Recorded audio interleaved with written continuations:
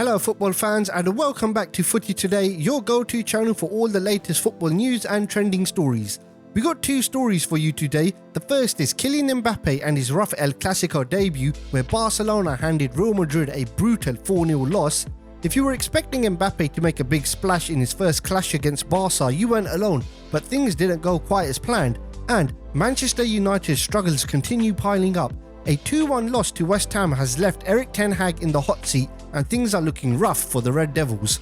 Before we dive into today's stories, don't forget to smash the like button, subscribe if you haven't already, and hit that bell notification icon so you never miss an update from us. Also, drop a comment below and let us know your thoughts on today's stories. Okay, let's get started. It's fair to say that Mbappe and Real Madrid had a game they would want to quickly forget as they got battered 4-0 against Barcelona. Mbappe had not one but 2 goals ruled out for offside, and get this, he was caught offside a staggering 8 times throughout the game.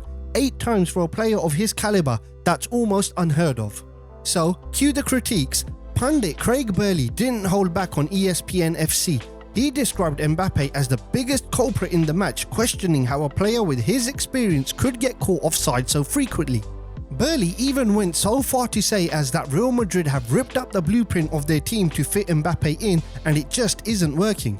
Think about it, Madrid's been moving players around, trying to find that perfect formula for their new star, but it's starting to look like it might be backfiring. And he's not alone in that assessment. Former Real Madrid winger Steve McManaman echoed these thoughts. He couldn't believe that Mbappe was still running offside even in the final minutes of the game. For McManaman, it was if Mbappe had lost all confidence and was just, well, lost on the field.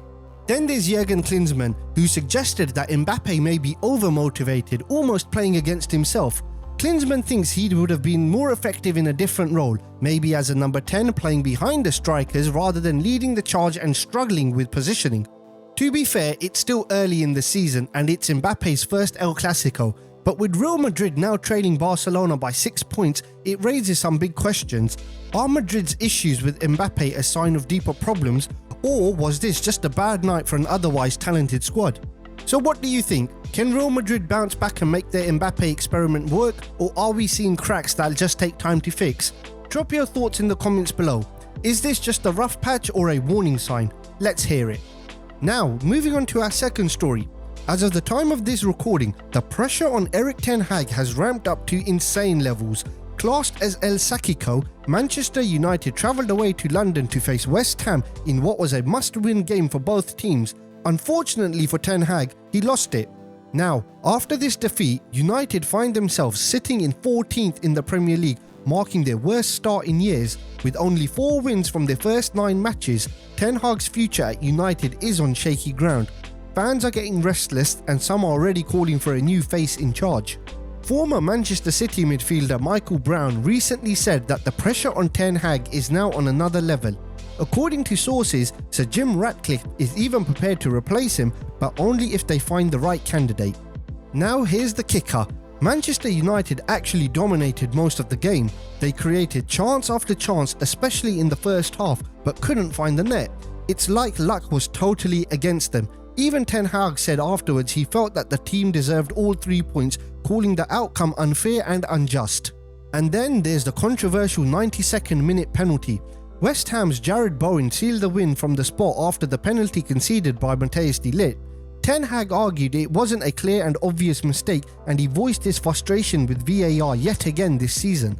This isn't the first time Ten Hag has felt like United have been on the wrong side of refereeing decisions. He mentioned it's the 3rd time this season he feels injustice cost them points. But can United keep relying on these explanations, or is it time for some major changes? So who could step in if Ten Hag does get the sack?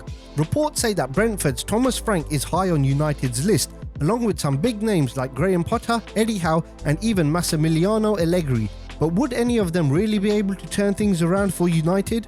Looking ahead, United's next 2 games against Leicester and then Chelsea might be make or break for Ten Hag. These results could decide his future, and with pressure mounting, United fans can only hope things take a turn for the better.